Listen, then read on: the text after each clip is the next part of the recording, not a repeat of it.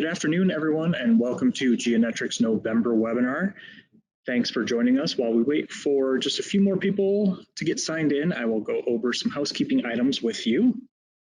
To make sure your intranet is meeting the needs of your users with a free intranet UX assessment, you'll partner with a Geonetric digital expert who will learn about your current challenges, goals, and provide opportunities to improve. You'll even get documented recommendations to take back to your team. If you're interested, you can sign up for that now by going to geonetric.com/intranet-UX.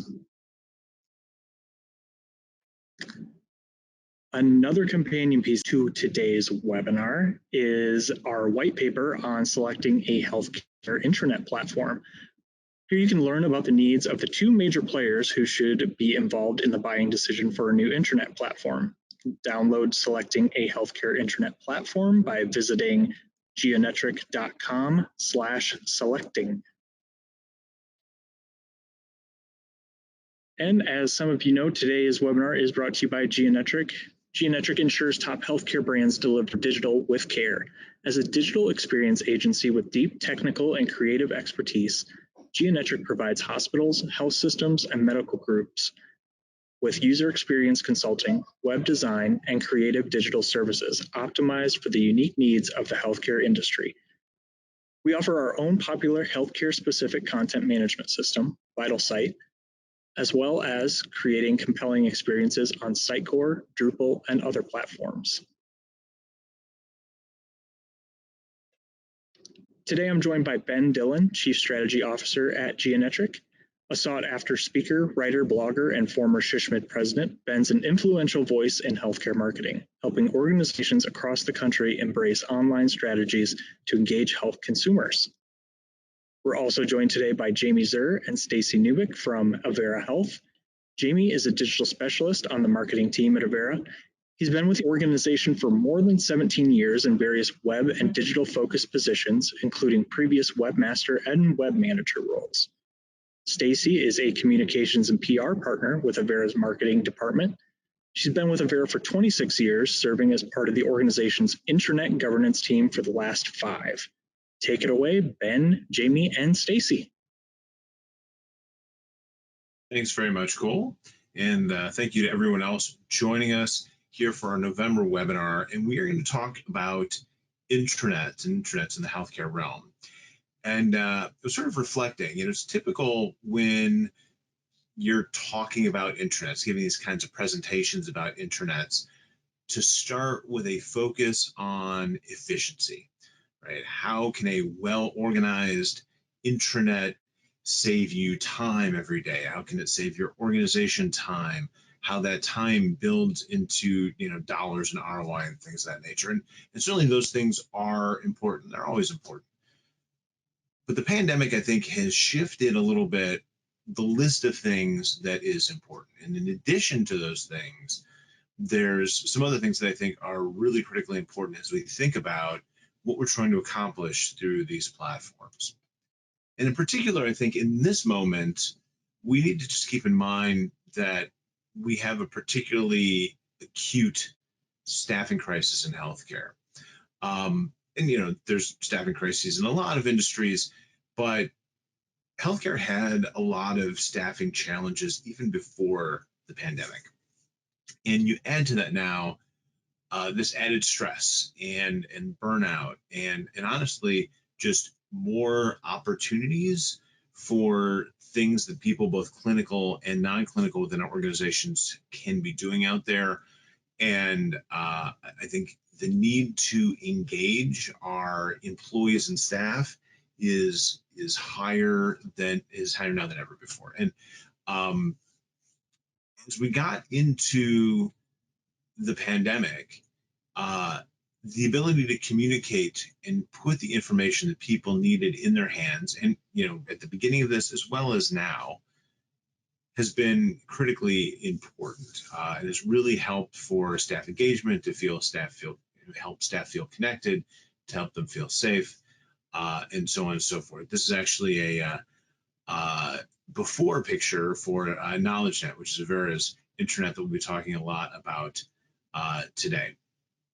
But we saw early in the pandemic, there was this huge need to communicate, and not every organization out there had the infrastructure, had the tools, had sort of everything set up and ready to go to handle that communication and to do it well.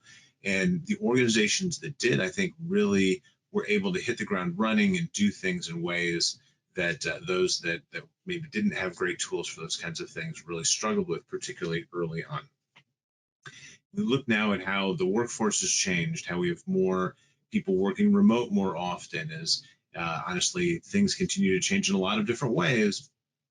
The ability to have those places you can point people to, places they can go to get the information they need for their jobs, for the pandemic, for all these things, continues to play a really critical role. And when we reflect back, and really over the course of the pandemic, there's been this need for intensive communication. And that's been intensive communication with the public, with health consumers, with patients.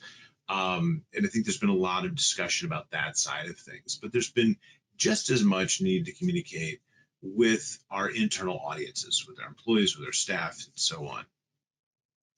And we had one set of needs early in the pandemic, but while the needs have changed, sort of the intensity of communication, I think, in many ways has stayed relatively constant over these almost 2 years now that we've been dealing with this.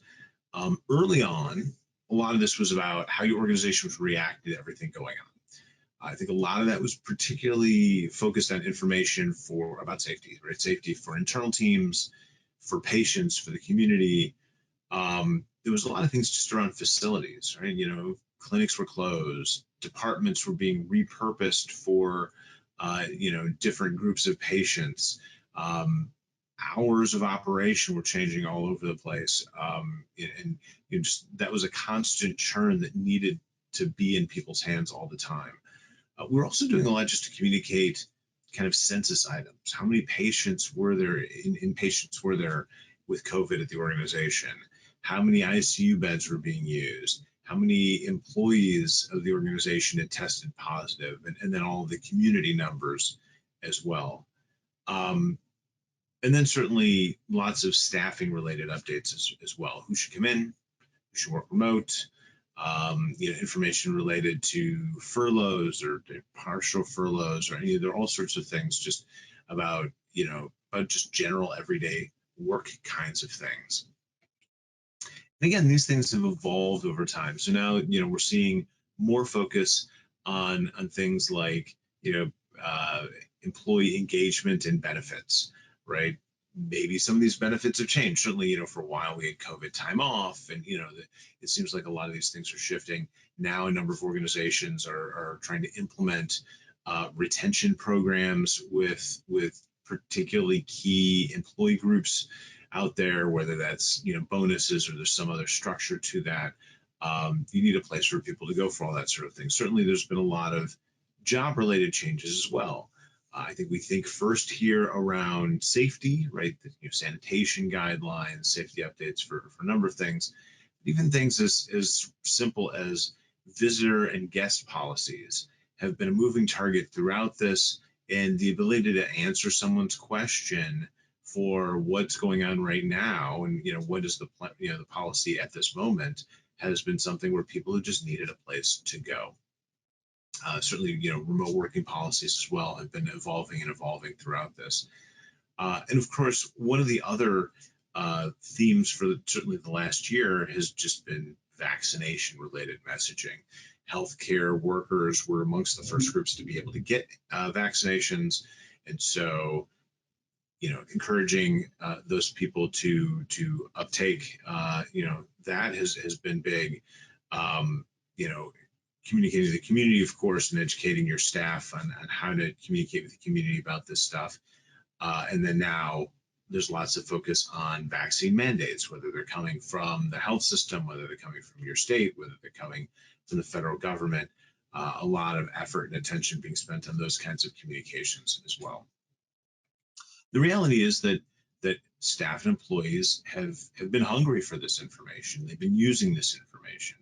Right as things started to shift there in March of 2020, we started to see a huge uptick in traffic to our clients' intranets, really kind of across the board.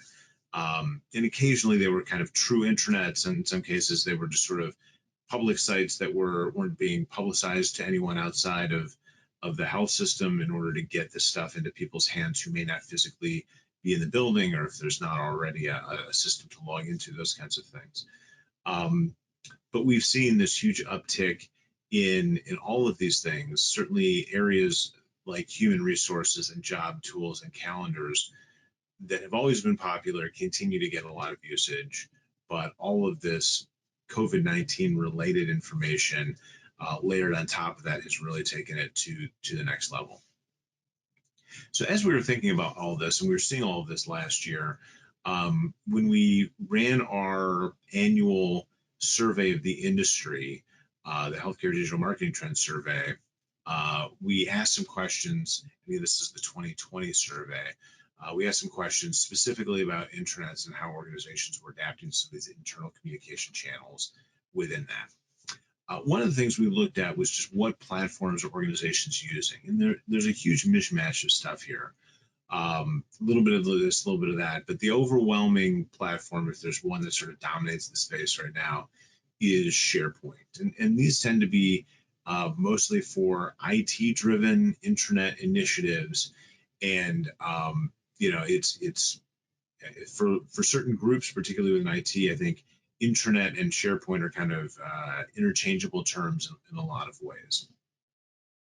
The thing is that very few of our respondents were enthusiastic about the platform that they were using. In a lot of cases, the platforms that they had weren't necessarily satisfying their needs from an internet perspective the way they wanted to.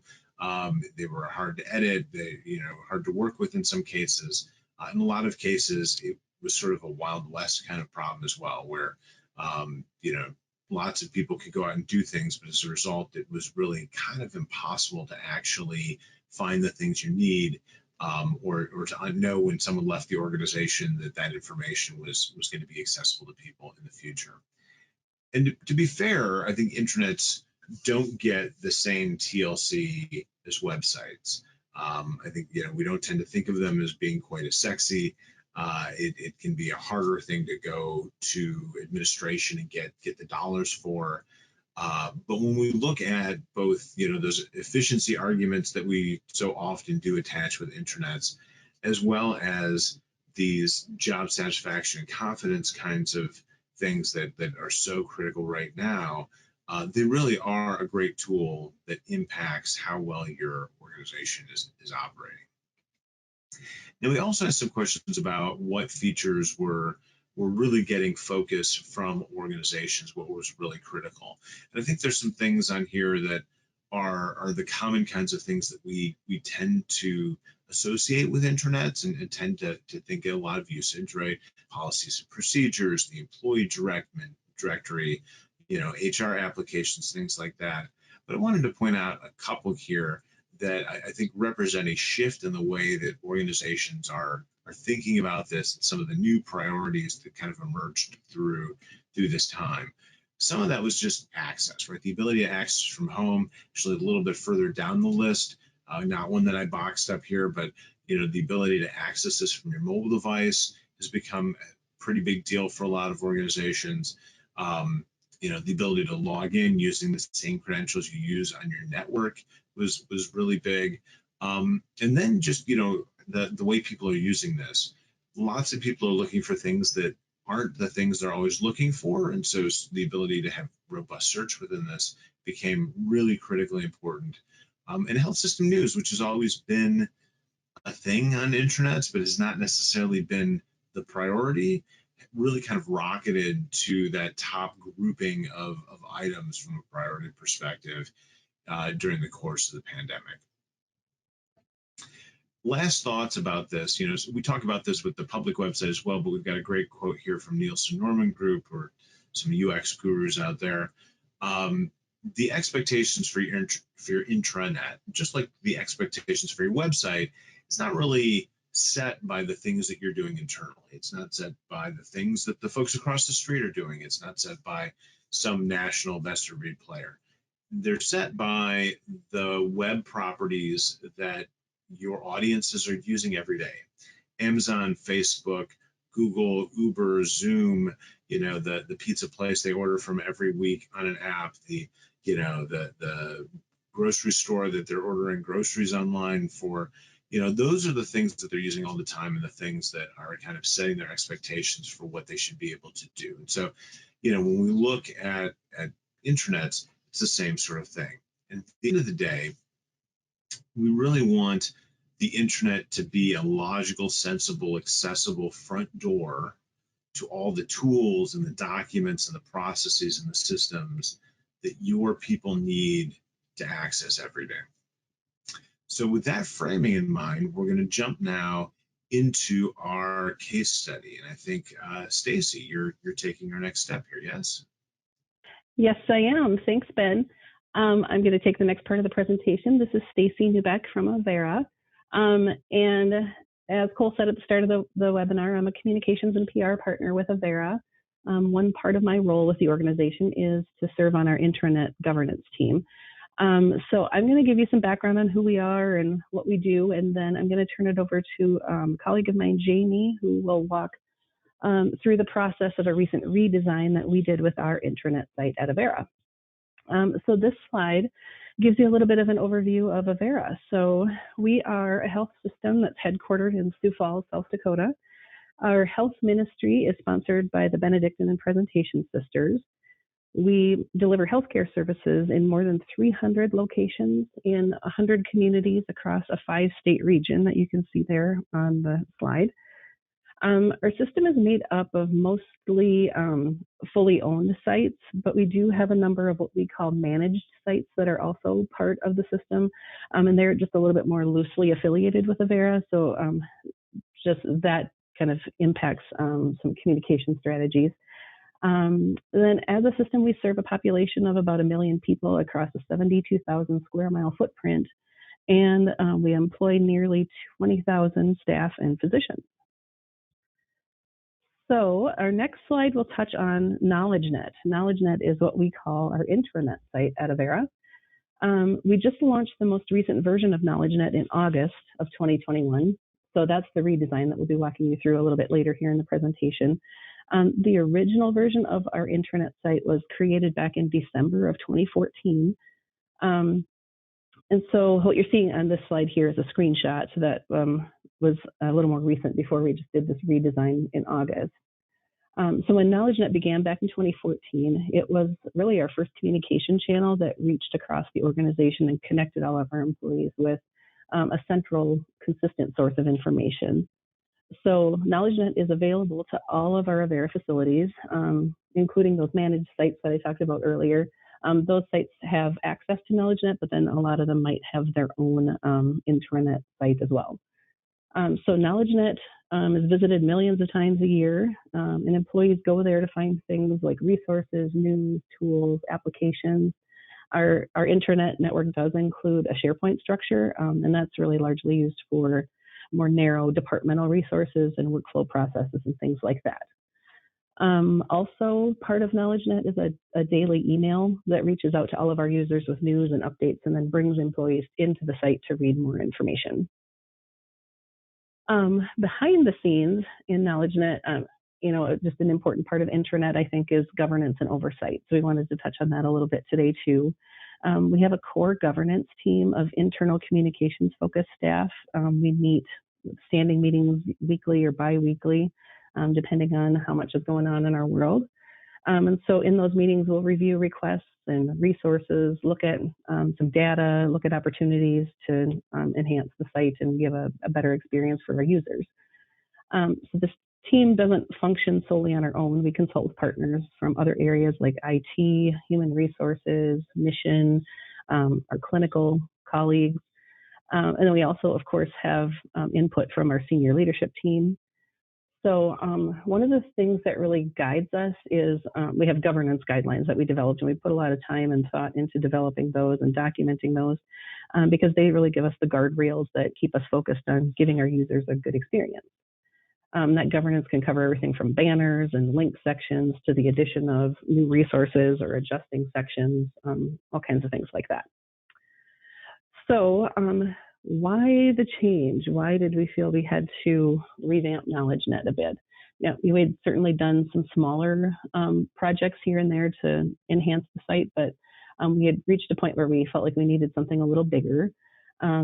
We had looked at some feedback and data that was really pointing to a need for change, things like search data, traffic trends, an overall employee survey from a communication standpoint.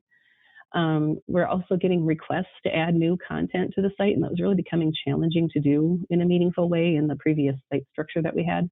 We found we were really shoehorning things into places where it didn't fit. Even our own marketing information was a bit hidden, and sometimes we were tossing things in the footer on the site just so that we could find a place for them to live. We knew our users were looking at KnowledgeNet as a main hub for a lot of resources, and we wanted to really make sure that the site was living up to that need for them.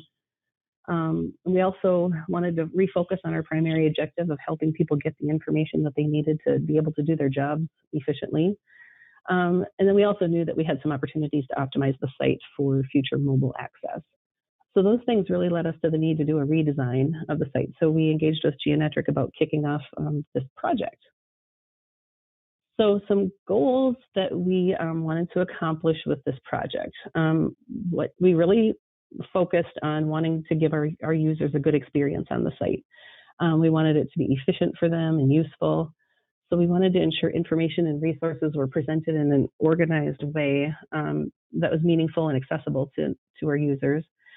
We wanted to give a better representation of the full scope of information that was available to users on the site. And we wanted to be sure we were really focusing on employee needs versus departmental needs. And at a high level, we wanted the site to be helping employees to be able to do their jobs and to empower them as brand champions, and then to boost engagement across the organization. So with that, I'm going to turn it over to Jamie. So he's going to get into more of the research that we did that led us to the redesign, and then walk through where we are today. Great. Thank you, Stacy. This is Jamie Zur, and just to take off from the intro, I work in the digital team within marketing. Been here for about 17 years, a little over now, and I work with both the public and internal digital initiatives. But key to this presentation, I've been working with KnowledgeNet since we built it years ago, and then prior to that, before our department centralized, I worked with one of our local intranets. So a lot of internal intranet experience on the team. All right, so I'm going to talk a little bit about data and start with employee surveys here. So we had multiple components for data and research that we did. This was key to the project, of course. The first major piece is our surveys. So we had multiple surveys that we implemented. And so basically the team wanted to have employee feedback and a lot of data to guide our work. We didn't want to just rely on stakeholders or leaders only to guide us. So we kind of had a starting point of a recent enterprise-wide survey that we did outside of the intranet. And so that was something that we took off from to kind of build this survey. We also used some of the feedback from that in our project. So the major survey that we did for KnowledgeNet specifically was intranet specific, focused on KnowledgeNet. And it was an enterprise-wide digital survey. And basically it was a pop-up that we put on the KnowledgeNet site. And we ended up with 970 participants. We left that pop-up up for about 3 weeks. And so a lot of questions on there about how people were using the site and what they were hoping to see improved. So specifically, we were asking people what tasks they were doing with the site. You can see in the visual here, we have a pie chart that shows what people told us there. So a lot of interesting data from how people were using, some surprises, some not. We also asked what people were looking for. So we asked a couple of questions about room for improvement, kind of areas they wanted to see improved. And then also, without leaving it too open-ended, we asked about additional features or kind of directions they would like the site to go in. And we got a lot of great feedback on that. Everything from let's take the site more mobile so I can get to it on my mobile device easier, to specific resources that people were looking for. We also had a lot of feedback that users wanted more and easier access to a lot of the digital tools throughout the Avera system. And so that actually led us to something we'll be focusing quite a bit on, the A to Z searchable resource and tool feature. We'll talk more about that a little bit later. In addition to the employee survey, we did a more limited stakeholder survey with some key stakeholders. This was very similar to the employee survey in terms of questions, but our delivery of that was a little bit more direct. So we approached those stakeholders directly instead of just having them passively go out to the site. With that, let's move on to the card sorting exercise and talk a little bit about this. This was actually one of our favorites. It was an interactive experience that we were able to offer to a number of employees. And so basically, there was a digital card sorting using Optimal Sort. And so the purpose was really to gain insight on where users were expecting to find resources in the structured site or in a structure in general. We wanted to help determine how people were going to group different resources and pieces of information together. We often assume how people are going to do that, and sometimes assume that we have things grouped together correctly. And so we got a good mix from this of wrong assumptions and also opportunities, and then things that confirmed ways that we were doing other pieces already. So for the implementation of the card sort, you can see a little visual on the slide here. But basically, we pre-selected a participant pool here. We kind of looked throughout the organization and basically picked people from all sorts of different areas, so clerical, technical, nursing, support staff, even physicians, and we wanted a good cross-section there. We had some employees who were a little more savvy with digital or intranet structure, and some who were not quite as savvy, but kind of knew about other topics, maybe related like internal communications or stuff in their own departments like nursing. So really we had a pretty good batch. I believe we sent this to 40 people and 33 were able to take it. So that was great. So it provided a lot of valuable information to us where things should be in the structure. And basically people would drag and drop elements in this visual to show. And so with that, the similarity matrix, that is our visual on screen. So this is kind of a cool graphic in addition to being useful for the project. So basically the similarity matrix is kind of a visual representation of similar levels in groupings. And so you can see on the visual here, the higher red box basically has a lot of dark blue visual on those little squares. And that's going to show that users had a high engagement grouping tasks together. And in this case, it was things like adding printers, accessing remote networks, requesting video conference, and other IT-related resources or tasks. And then if you look at the red box down below, a little bit less on the similarity matrix there, but kind of a similar concept of the way they were grouping things together. So the more medium blue areas basically meant that people were grouping things, many people were grouping things together. And then the very dark ones was an extremely high level of similarity in those. And then as you get to the lighter blue and kind of the grayish color, that would indicate less grouping of things together. So the matrix also allowed us to track some tasks in the intersection in the pyramid. So just as an example, if you look at the Avera Learning Center and the Avera Continuing Education Portal, which do have some similar themes to them in the organization for use and purpose, they had a 48% agreement among participants, meaning that they viewed them pretty similarly. So let's jump to another graphic. This is another takeaway from the card sorting exercise, the wonderfully named dendrogram, kind of interesting. And so this is basically a tree diagram visual. It's kind of a way of looking at those card sort results to show quick groupings by color. And just in this example, you can glance up the slide certainly, but four of the most common groupings that we saw here were patient education and clinical resources, patient satisfaction and quality, mission resources, and IT resources. So again, not necessarily any major reveals here that we didn't know about, but some of the specifics were very important in how we ended up grouping information together, which leads us to some data and analytics review. So this was a key component of our research and data phase, of course. Basically, we started by pulling a lot of data from our internal analytics program that we have connected to KnowledgeNet. And we use Angelfish from Actual Metrics for that use. That is a program that's basically behind the firewall, specifically built for intranets or internal tools, very heavily used for SharePoint and some other things as well in organizations. So with the data review, we looked at a number of things, of course, but two of the big areas, of course, were traffic patterns and behaviors, and then also search data. So for traffic, what we saw was a lot of heavy traffic was going to many of our major navigation represented areas and other popular resources on the site.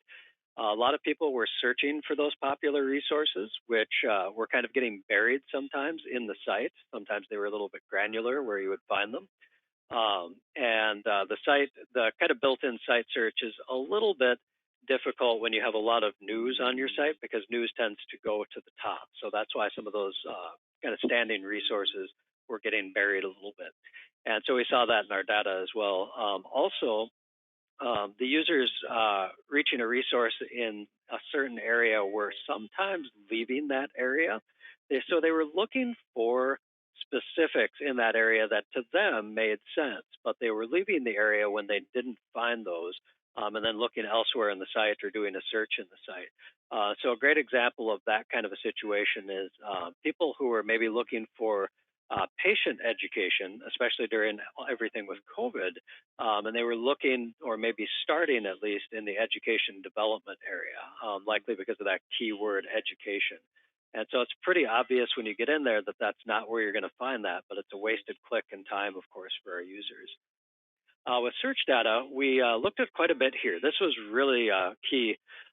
We saw a lot of users that were searching for assumed related items, like I was talking about. So employee wellness stuff within HR, patient education, like I mentioned, within the development section, and so on. One big piece was searches were very heavy for tools, very specific tools that were not always native to KnowledgeNet. And so we have a lot of tools in the organization, hundreds, that are different applications or sites or different types of tools. And so people were searching for a lot of those tools. Many of those we represented on KnowledgeNet in some fashion, oftentimes as a link within a page somewhere. And other ones we weren't doing a very good job of representing that. So one of the key search data pieces we looked at was finding those opportunities for those applications people were actually looking for and expected to find, and then making those rise to the top a little bit more, which we'll talk about in a little bit here. And then last component of this was heat mapping. Just quick to touch on that, we worked with Geonetric to add some heat mapping to the site for a period of time. We really focused on the homepage and some key pages, and basically we used that to just help determine what some heavily interacted with areas were, some areas that maybe weren't as heavily interacted with that we expected would be, just in terms of clicks and so on, and then checking some scroll distance patterns and so on too on some longer pages with a lot of resources. And so to talk a little bit, just some kind of high-level conclusions from all of the surveying and data and card sorting exercise. Basically, we're seeing that users visit KnowledgeNet frequently, and they were using it to find a lot of different resources, and both native to KnowledgeNet and off-site. That was key. Most of the users they found value in tools and apps, also in news and topical resource areas. So some of our main nav areas, such as HR, benefits, education, and IT were popular, of course. Users wanted to see improvement with things like site search, navigation, links to tools, and mobile site access. And then users thought a lot about resources in a topical related fashion, not necessarily by department ownership, where those would traditionally belong in a lot of intranets. And then we, of course, found out that different users were expecting to access tools in different ways, whether it was search, finding them in a section, or other methods. So let's talk a little bit about navigation. So I wanted to touch on kind of the process of how we came to navigation. So Geonetric worked with us very closely on this component. And basically we had a couple of primary nav streams. Our main navigation, which is shown here. This is one version of that, but it was not actually our final navigation, which you'll see in a little bit in a couple of screenshots. But basically, this was key to the project because we decided fairly early, based on a lot of factors, that we wanted to move to a vertical navigation structure. And you'll see that more in a little bit here as well. We went from horizontal to vertical.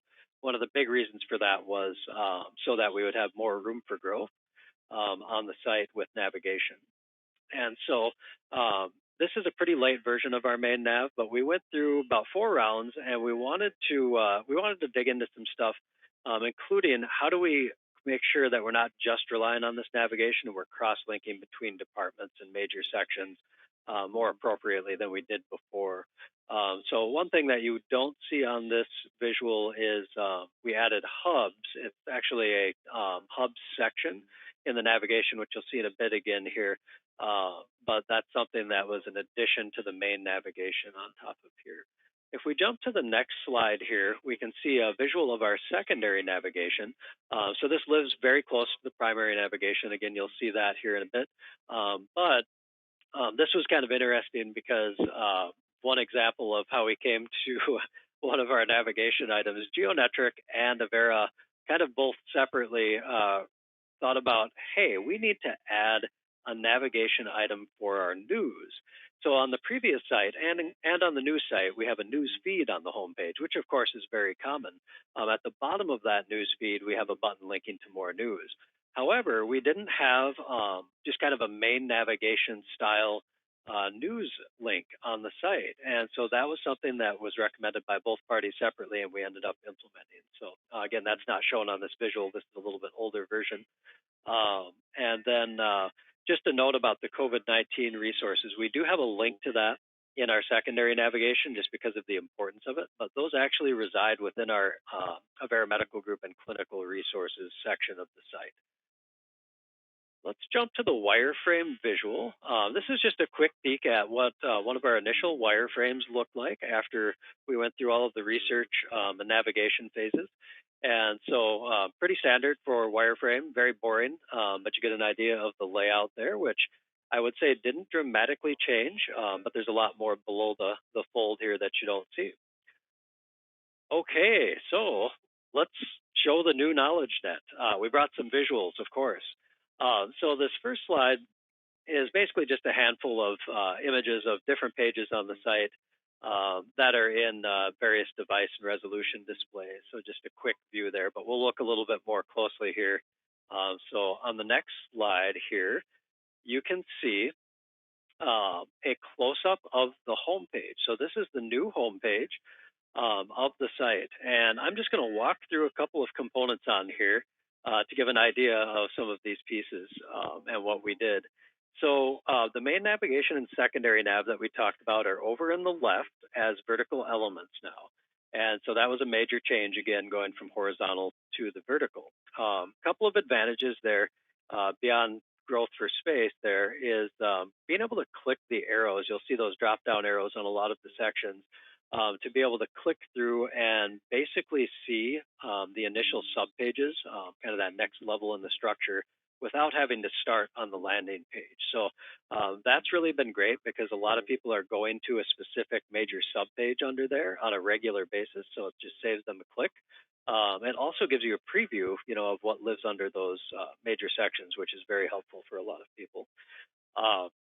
The resources and tools link in the top here, right below home in the main navigation, that was a key addition, and we'll talk a little bit more about that here in a bit. But basically, that is also represented with a visual element, which you can see in the lower right of this screenshot. And so we wanted to go beyond just having a resources and tools section link, and we wanted to be able to have people get into that tool that overall element very quickly, a little bit more granularly. And so the way that works is you basically click on a letter and it will take you to the results in alpha order for any of the tools and resources we built into that widget, so to speak. And it just saves them a step, saves them a click, saves them from searching oftentimes after they get to the tool. But we'll show you that tool in a little bit here so you get a better idea of that as well. Also with that, the news feed here on the page, pretty similar to our original news feed that we had before, but we are doing some work on that. That's kind of part of our phase 2 portion of the project. And that would be adding thumbnail images is one of the big pieces there that we're going to be working on so that we have a little more visual representation of our news on the homepage. Our quick link resources in the top right, that's pretty similar to what we had before as well. But we did look at a lot of data with that and just retooled what those were. And those are basically some of the most popular and commonly used links on the site. So if we jump to the next slide, we'll see just a couple of visuals here. These live a little bit below the fold on the home page, but these are a lot of our engagement-focused elements that we added. One of our major goals was to make the site more engaging for users, so a little bit more interactive. That's also one of our organizational goals, and so we were really excited to find some digital ways to do that. Some of those things were just improving engagement things we had before, and others were new things that we did. So in this visual, we see our employee digital cards. That's the image on the left of the slide. Previously, that was simply a text link on the site, on the home page, and we went to a rotating image where we can preview multiple cards, and then they click through and they can dig through all of the cards and end up sending one. The other image here just shows some of our interactive features. Our blog that we have on our public website is the first box there. And so we update this weekly on KnowledgeNet, basically pulling a story in, and then you can link through, read that story, and of course read additional stories on the blog. We see a lot of traffic coming from that and other places where we highlight our blog on the intranet. And then we have just a quick HR highlight for open positions that people may be interested in. And then a really nice one on the end here, appreciation, which is basically a submission piece where people can submit appreciation stories about fellow employees, and then we feature them. That also gets switched out about once a week. If we jump to the next slide here, this is our resources and tools widget. So we talked about this a little bit before, so I'll just hit a few points here. But basically, this is an interactive tool where you can search by keyword for specific resources. A lot of these are fairly granular. A lot are off-site, so they don't live on KnowledgeNet. We link over to them with a short description. There's a list of popular tools kind of similar to our homepage here. And then you can also click on the letters so you can just kind of browse. And we do see a lot of letter traffic coming from the homepage, if you were curious. And that matches up to a lot of the more popular tools that maybe don't have the most clear names, I would say, sometimes branded names or vendor names. So really, this is a very heavily used piece on the new site. We'll touch on that in a bit, though, with a little bit more data. So we do have specific governance for that tool as well. And so Stacy touched on that. I won't get into great detail, but we really developed a lot of governance to try and keep this manageable for both the team working on it and users so it doesn't become just a beast. Okay, the next slide there is the Avera landing pages. So this is just a couple of our main landing pages on the site in different sections. I won't go into great detail on this, but we wanted to give things more of a visual flair, kind of visual elements as links. Also on here, just key to note that education and training section, we talked a little bit earlier about patient education, and this actually shows that example. We're highlighting patient education on our kind of development page for education and training, and we're doing that with a visual. So it gets people off to that section, which lives elsewhere in the site, quickly if they happen to come to this area. So that was key, that cross-linking. All right, with that, I think Stacy is going to take it back and talk a little bit about our rollout and promotion. Sure. So we were pretty excited about our final product, and so we really wanted our users to feel that way too. So we factored in a number of audiences when we were looking at our communication plan to roll out the new site. So we approached some groups a little bit differently. So we had some key stakeholder groups that we really had key touch points with all the way throughout the project at key points. And so we wanted to just be sure we were bringing them along with us on this project. We wanted to make sure they were informed and that they supported what we were aiming to achieve, and also that they would talk positively about the site once we launched it. So when we had those key milestones in the project, we would share research, we would share some screenshots, and when we got to the point of having the site up and almost ready to go, we did some demos to give them a sense of what was to come.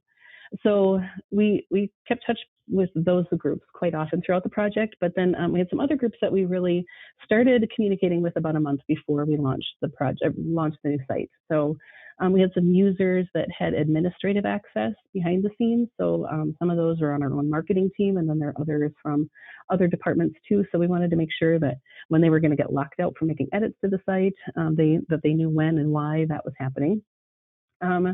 We also had some stakeholders that had ownership in certain tools or platforms within KnowledgeNet, or that were represented on KnowledgeNet, I should say. Like, for example, our biomed team has a platform that's used for where people submit projects to them, and that's how they get the bread and butter of their work. And so we knew that they would, want to know where their tool was going to live and how people would find it, and they'd want to feel good about how that was represented on the site. So we wanted to be sure they were feeling good about where we were headed before we launched. We also had some colleagues that we knew might field questions from users when the site went live. So we wanted to equip them so that they could field some of those questions, and that then they could route the more complex things onto us to follow up on. So those were our partners in human resources and in IT. Of course, with any project, it's important to keep leaders informed and along the way to touch base with them. So we reached out to them, and then our broad employee base, we used all of our communication channels that we could, of course, KnowledgeNet and employee forums and our daily huddle tool and emails and things like that to build excitement for the launch of the site. So we know that, just because the site is launched doesn't mean that we're done. Actually, a couple of weeks after we launched, we noticed that we had some users that maybe were struggling a bit with a couple of things on the site. So we did some communication and education around a couple of points about how the new site functions. So like we had the left nav piece was tripping some people up. Depending on how the site displayed on different monitors or screen sizes, the elements they adjusted in that responsive design, and so people could wind up with their navigation collapsed, and some people didn't quite know how to find that. So we just had to explain some of those things, and so we know that that's a good practice to keep up with along the way. And in the future, we plan to do more of that as needed, and to lift up some of those, like Jamie said, phase 2 kind of projects that we have planned coming up. With that, I'm going to turn it back to Jamie to share some of the exciting results that we've seen so far in the 3 months since we launched. Thanks, Stacy. Just a quick, real high level here on results. So feedback from employees and leadership has been very positive, and so that's been great. Our data trends and usage trends have been showing growth, not only in general, but also in key engagement areas that we knew we were going to work in and that we were going to monitor.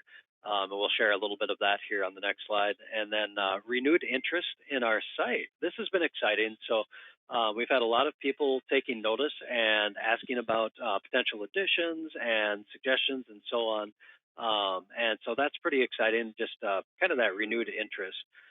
We've also seen a dramatic increase in traffic to things that we had on the site in different places, but we pulled those out and put them into that resource hub area that we have built out on the site. So that's been really positive to see people reaching those important resources. So let's jump to some numbers.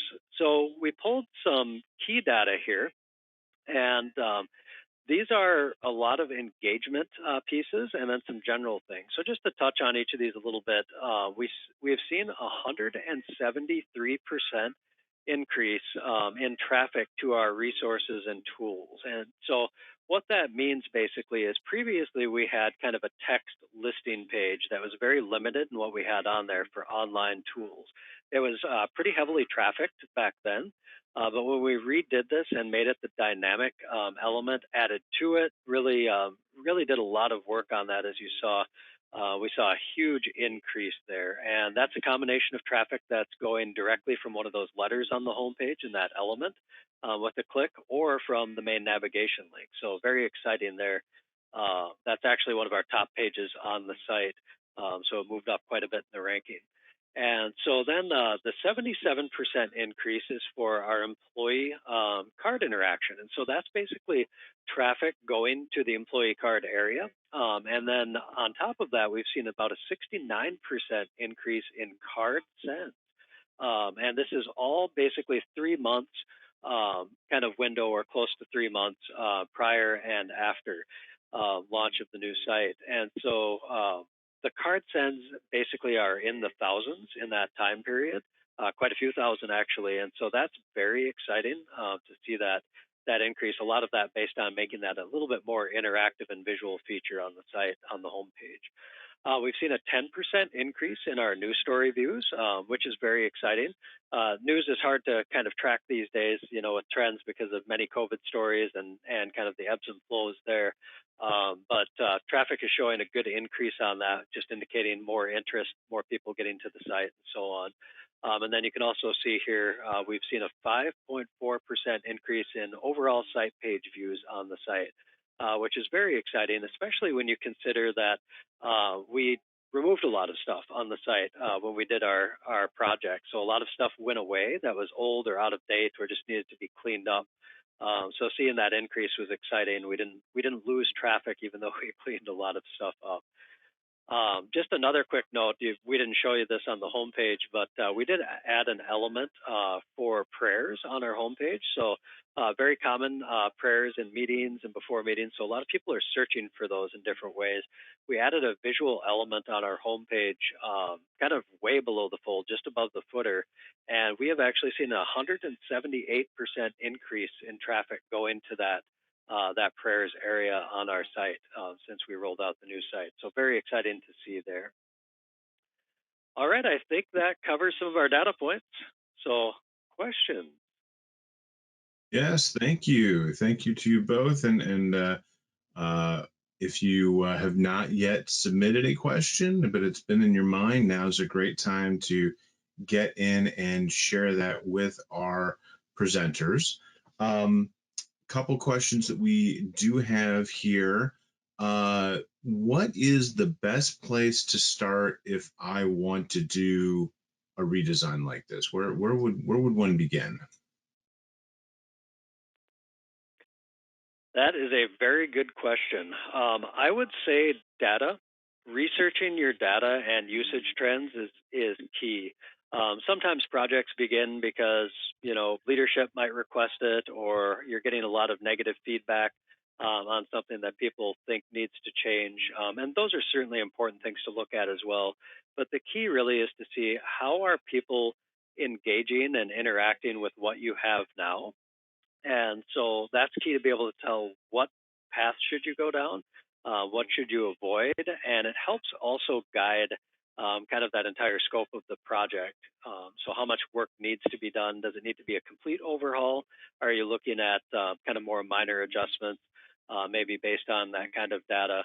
And then as you get a little bit deeper into that project, you start to use that data for more specific purposes within the project. But it's certainly a great starting point. You have to start somewhere and have an idea of what people are doing. And kind of related to that, how did you know that it was the right time for you guys to engage in this redesign? And maybe like what did you have to do to get kind of the executive support to get this moving mid-pandemic? Well, I mean, this is Stacy, and I would say, really we had aimed to do this project, I would say pre-pandemic, wouldn't you, Jamie? We had been working on it for a while. Yeah, we'd been looking at it for a while. The timing just happened to sort of line up with the pandemic by the time we were able to finally get it off the ground. And, we maybe started out because we were having some difficulties with some of the, adding more content to the site and that kind of thing. So that nudged us in that direction. But like Jamie said, it was really the data and doing those employee surveys that helped us know that it was time. What else would you say to that, Jamie? Yeah, no, I think that's exactly right. It's kind of that combination of things. You see a lot of the same stuff in the data that you hear and you're running into, like on our governance committee, as Stacy mentioned. We're kind of trying to figure out, well, how do we put this on the site? Where do we put this? Where does this belong? And obviously that all ties into, what does our structure look like on there? Do we have room for growth? Are things organized in a meaningful way? And then with that and looking at the data at the same time, you start to see that consistent picture, basically, and then you go down the path of the project. Gotcha. And of course, no intranet is ever truly done. So what is next for KnowledgeNet?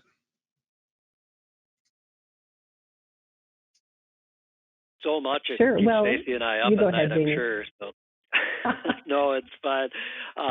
We do have a lot of kind of phase 2 pieces and also further out roadmap pieces that we're looking at.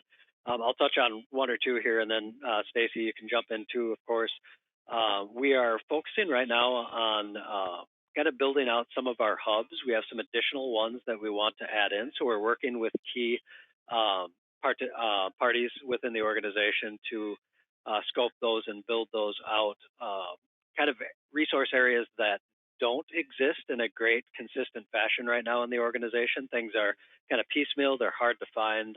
One of the big ones that we're looking at is kind of financial related resources. They have a lot of tools and things out there that are difficult to find sometimes. So, and another major piece is we're working toward making the site more accessible externally, especially on mobile devices. So there's some access right now, and a lot of people are working on laptops remotely.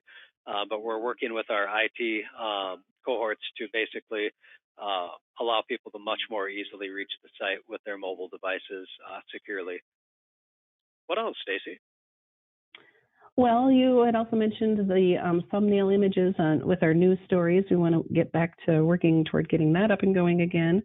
And then we've had some want to projects as opposed to need to projects. Like we have some ideas for adding some more dynamic content on the site, like a couple of those that Jamie featured, like the blog that links to the blog where we're updating those on a weekly basis with those health articles, and the appreciation piece. We have some other ideas there for more dynamic content that we can get out there for our employees as well. Fantastic. Well, that looks like all the questions we have right now. Thank you, Stacy. Thank you, Jamie. Really appreciate you sharing your story with us today. Thanks for having us. Thanks for the opportunity.